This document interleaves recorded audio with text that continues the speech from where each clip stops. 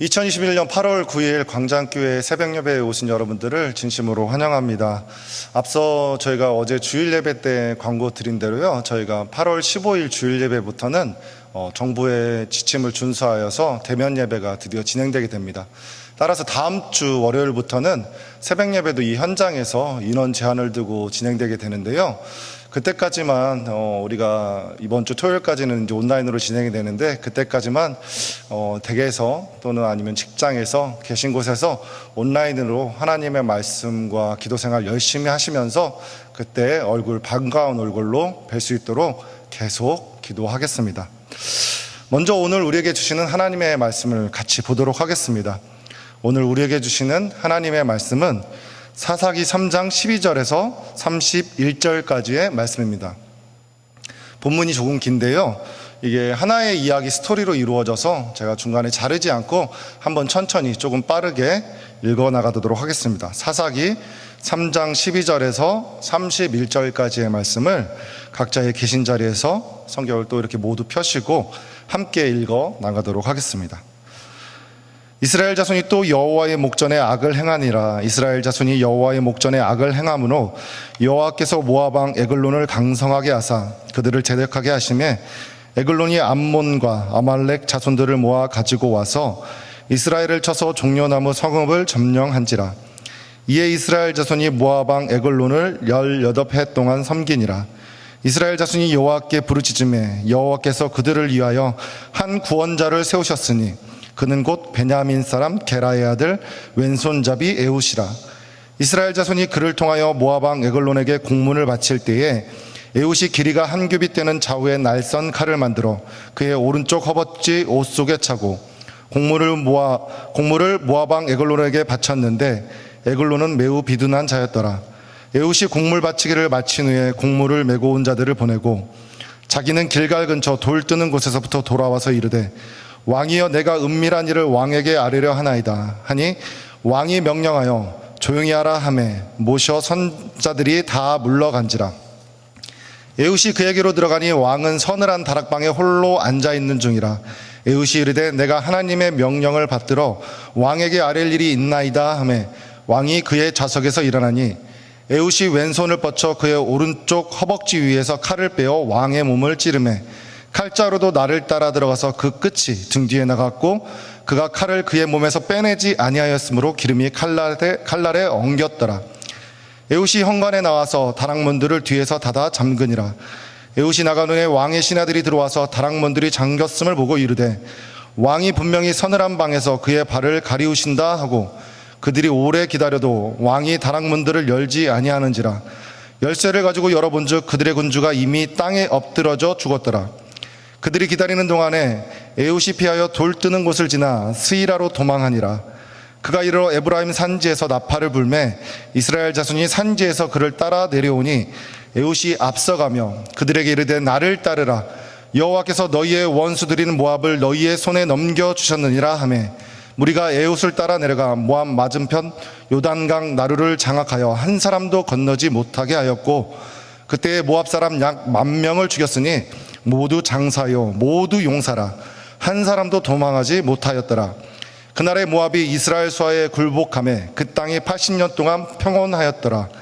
에훗 후에는 아낫의 아들 삼갈이 있어 소모는 막대기로 블레셋 사람 600명을 죽였고 그도 이스라엘을 구원하였더라. 아멘. 네, 우리는 계속해서 생명의 삶 본문 사사기 말씀을 통해서 새벽 예배의 은혜를 나누고 있습니다. 이제 어제 주일 큐티 본문부터 본격적으로 이 사사기에 해당하는 정말 사사가 등장하게 됩니다. 우리 목사님과 전사님께서 이전 새벽 예배 때 많이 말씀해 주셨는데요, 사사기는 동일한 죄의 순환 구조를 보이게 되죠. 이스라엘이 범죄하면 그들을 하나님께서 대적을 세우시고 그 대적의 압제와 고통 가운데 신음받는 이스라엘 백성들이 다시 하나님께 부르짖으면 하나님이 그때 이런 사사를 보내셔서 그들을 구원하신다는 내용, 그리고 마지막으로 또 그들은 범죄를 하게 된다는 내용이 사사기 내내 반복하게 됩니다. 그래서 어제 나온 그 사사는 온니엘이라는 사람이었습니다. 온니엘. 그런데 오늘 이제 본문은, 오늘은 온니엘을 볼 건 아니고요. 오늘 본문은 에훗과 삼갈이라는 이 두 사람을 통해서 하나님께서 우리에게 주시는 은혜는 무엇인지 나누고자 합니다. 앞서 처음에 제가 말씀드린 대로 사사기는 동일한 이스라엘 백성들의 죄의 반복이 나오게 됩니다. 그렇게 징계를 당했음에도 불구하고, 그의 대적들을 통해서 고통을 받았음에도 불구하고, 그 속에서 하나님께서 구원해 줬음에도 불구하고 또 죄를 범하게 되는 이스라엘 백성들. 오늘 본문 12절에 보면 이런 말씀이 나오게 되죠. 이스라엘 자손이 또 여호와의 목전에 악을 행하니라. 네, 또 악을 행하니라. 그들은 또다시 범죄하고 악을 행하게 됩니다. 그래서 이번에는 여호와 하나님께서 누구를 사용하시냐면 이방 민족 족속의 왕인 모압 왕 에글론을 통해 그들을 징계하시고 그들의 고통을 주시고 시험하게 하십니다. 바로 이때 그들을, 이스라엘 백성들을 구원하기 위해 등장하게 되는 사사가 에훗인 것이죠. 에훗. 오늘 본문 15절을 한번 다시 앞본 전반부만 같이 보시겠는데요. 본문 15절 제가 한번 읽어보겠습니다. 이스라엘 자손이 여호와께 부르짖음에 여호와께서 그들을 위하여 한 구원자를 세우셨으니 그는 곧 베냐민 사람 게라의 아들 왼손잡이 에훗이라. 아멘. 네, 왼손잡이 에훗. 왼손잡이 에훗. 이번에는 하나님께서 세우신 사사는 왼손잡이 에훗이라고 합니다. 네, 왼손잡이라는 별칭이 붙은 사람인 것이죠. 왼손잡이라는 표현은 히브리어 원문을 통해 보면 이테르라고 합니다. 이테르. 이 뜻은 우리 한국말로 직역을 하게 되면 이런 뜻을 가지고 있는데요. 오른손에 제한을 가진 자, 오른손에 장애를 가진 자.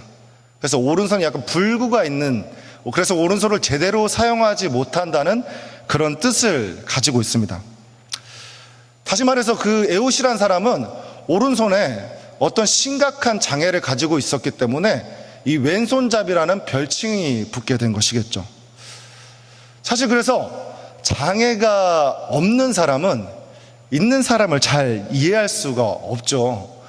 사실 장애가 없는 사람들은, 장애가 있는 사람들의 그 불평과 어려움을 완벽하게 이해하기는 어렵습니다.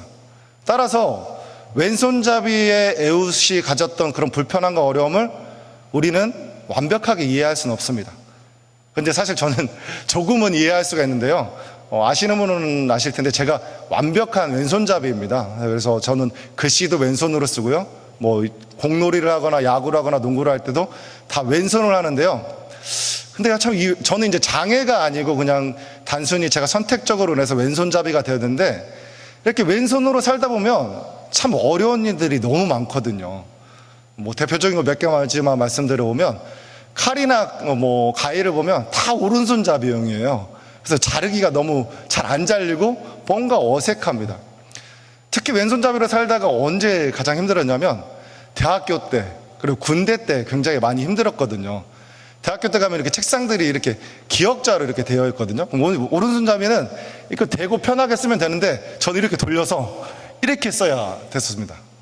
또 군대 가면, 저희 이제 화면으로 좀 보여드리긴 그렇긴 한데, 이렇게 총을 쏘는데 왼손잡이는 이렇게 총을 쏘면 탄피가 이렇게 딱 나와서 시선을 가리게 돼요. 굉장히 불편합니다. 더군다나 한 가지만 더 말씀드리면, 방독면 사격이라는 걸 하는데 군 보급품이 그렇게 넉넉하지 않아서 최다 오른손잡이용 방독면만 있는 거예요. 그래서 사격을 할 때 방독면 사격을 하게 되면 여기 정화통을 빼고 사격을 해야 되는 이런 어려움들이 있었습니다. 제가 이 시간에 사실 왼손잡이의 불편에 대해서 말씀을 드리려고 한 건 아니고요. 하나님께서 굳이 분명히 말씀에 왼손잡이 에훗이라는 이런 표현을 썼을 때는 이유가 있을 것입니다. 에훗을 소개할 때 왼손잡이라는 별명을 왜 굳이 이렇게 달아서 소개하셨을 것인지, 이 점이 바로 우리는 깨달아야 되고 우리가 은혜를 받아야 되는 자리인 것이죠. 바로 그것은 이 왼손잡이, 앞서 말씀드린 대로 이 장애를 가진 왼손잡이는 이 연약함, 오른손잡이를 쓸 수 없는 이 오른손잡이의 장애를 가진, 연약함을 가진 그 인간 에훗을 통해 하나님께서 역사하시고 일하신다는 것을 알려주기 위함입니다. 다시 말해서 하나님께서는 온전하고 굉장한 어떤 능력이 있고 완벽한 사람이 아니라 어떠한 흠이 있더라도, 연약함이 있더라도 그 사람을 통해 일하기를 원하신다는 것이죠. 당시 이스라엘 백성들을 생각해 보면 우리가 이러한 생각들을 쉽게 할 수 있습니다. 앞서 사사기 이전에 여호수아서가 나오게 되잖아요. 여호수아서에 보면 가나안 땅 정복을 위한 무수히 많은 전쟁과 전투들이 벌어지게 됩니다. 누가 싸우게 되죠? 용사들이 싸우게 되죠. 그 용사들이 어땠을까요? 양손을 너무 자유자재로 사용할 수 있는 사람들 아니었을까요? 한 손에는 방패를, 한 손에는 창과 칼을, 그렇게 모든 것들이 완벽한, 어떻게 보면 신체적으로 결함이 없는 그런 신체 건강하고 용맹한 용사들이 참 많았을 것입니다. 그런데 하나님께서는 이스라엘의 그 범죄 앞에, 압제 앞에 사용하신 인물이 이런 불구를 가진, 장애를 가진 왼손잡이 에봇을 사용하십니다. 그 이유가 무엇일까요?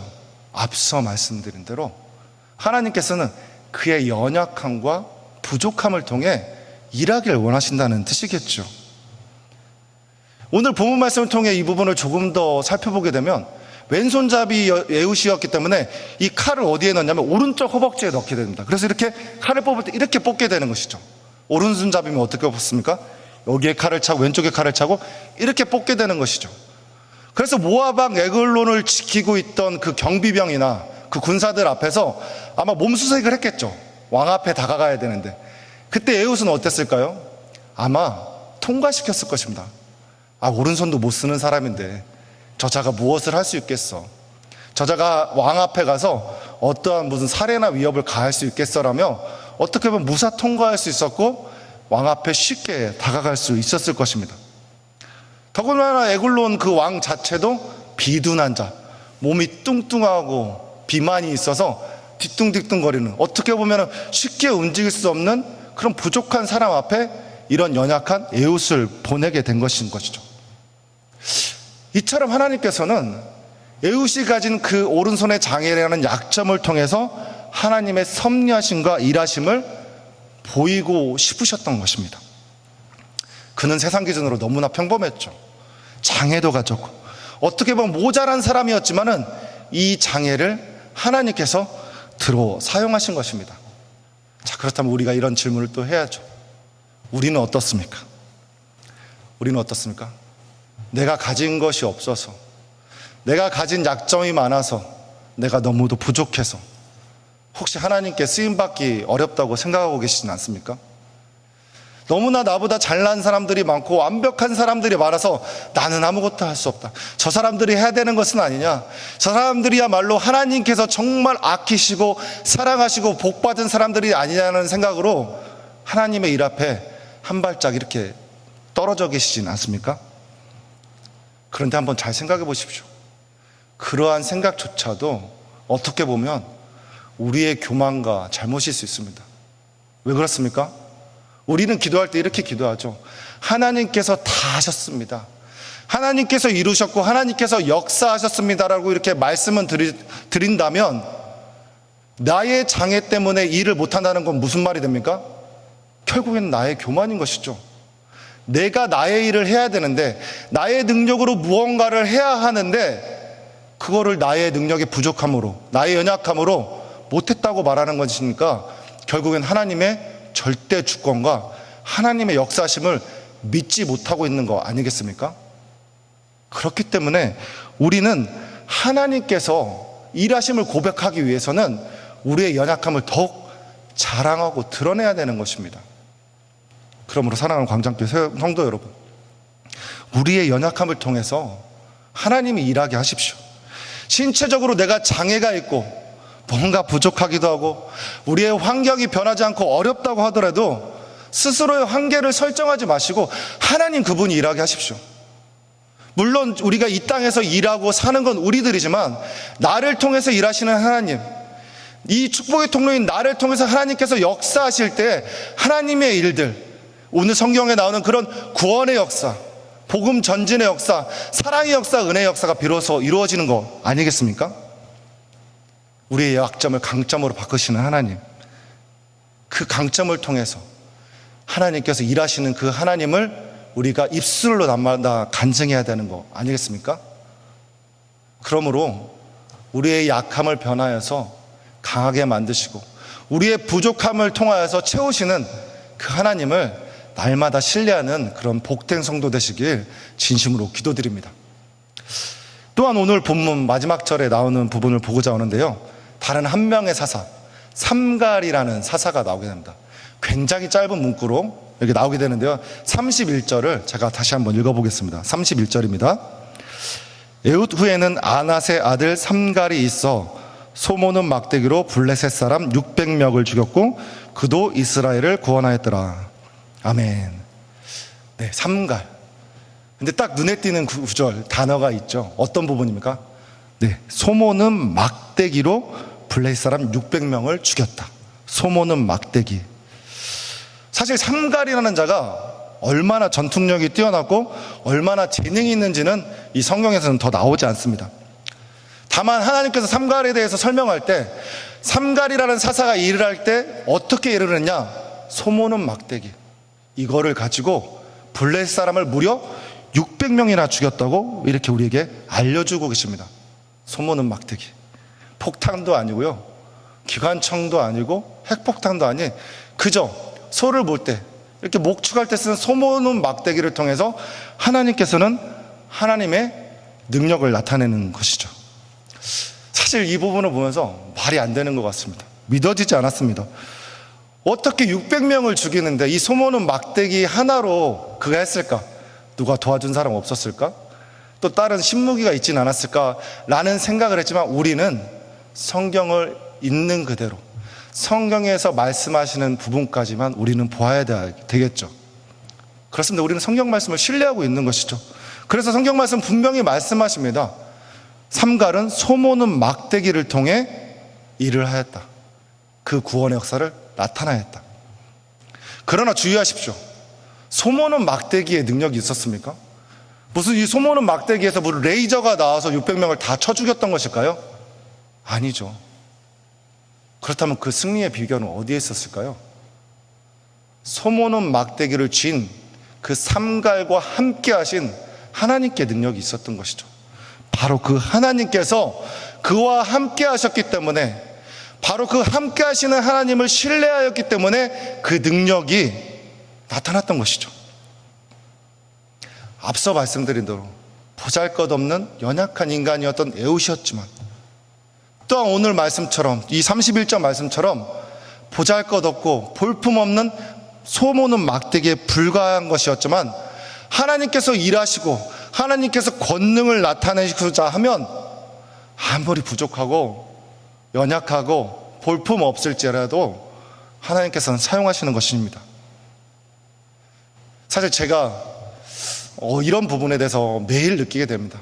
하나님 어찌하여서 저 같은 사람을 사용하십니까? 이런 부족한 사람, 말도 잘 못하는 것 같고요, 그렇다고 해서 목회적으로 어떤 능력이 뛰어난 것도 없는 것 같고, 성경 지식이 막 해박해서 막 줄줄줄줄 성경을 외우고 있는 것도 아닌 것 같고, 그런데도 하나님께서는 저 같은 사람을 통하여서 이 말씀을 전하신다는 것을 알고 저에게는 오늘 말씀이 참 위로가 되었습니다. 그런데 제가 이 자리에 섰을 때 나의 능력과 나의 힘으로 섰다면 결코 오늘도 서지 못했을 것입니다. 제가 이 자리에 섰던 이유는, 설 수 있었던 이유는 나와 함께 하시고 나의 능력이 되시고 나의 권능이 되시고 나의 모든 걸 이끄시고 주관하시는 그 하나님이 있음을 믿기 때문에 바로 이 자리에 설 수 있었던 것이죠. 그러므로 사랑하는 광장교회 성도 여러분, 이제 오늘 월요일 한 주가 시작됩니다. 우리가 어떻게 살아야 됩니까? 여러분들은 연약할 수 있습니다. 가진 게 없을 수 있습니다. 저도 마찬가지입니다. 하지만 모든 것을 이루시고 능력을 가시고 권능을 가신 그 하나님이 나와 함께 하실 때 하나님께서 길을 열어주시고 문을 열어주시고 우리를 통해서 그런 놀라운 축복을 내려주시는 그 하나님을 믿으시길 바랍니다. 그럴 때 연약한 나를 통해 일하시는 그 하나님이 비로소 우리를 통해 일하시기 시작하실 것입니다. 그 하나님을 진심으로 믿으시는 복된 성도 되시길 마음 깊이 진정으로 기도하겠습니다. 함께 기도하겠습니다. 사랑과 자비가 풍성하신 하나님 아버지, 하나님께서는 미련한 것들을 택하사 지혜 있는 자들을 부끄럽게 하시고, 또한 세상의 약한 것들을 택하셔서 강한 것들을 부끄럽게 하십니다. 또한 세상의 천한 것들과 멸시받는 것들과 없는 것들을 택하셔서 있는 것들을 패하시는 분이심을 제가 진정 믿습니다.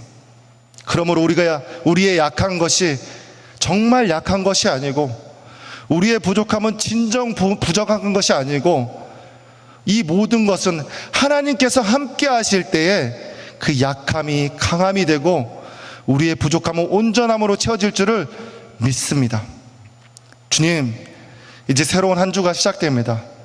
우리가 할 수 없는 일들로 인해서 좌절하거나 낙망하지 않게 하시고 온전히 주님 앞에 내어놓고 하나님께서 우리를 통해 일하실 수 있도록 우리를 주님께 거룩한 산 제물로 드릴 수 있는 귀하고 복된 저와 광장교회 성도들 될 수 있도록 축복하여 주시옵소서. 예수님의 이름으로 기도드립니다. 아멘.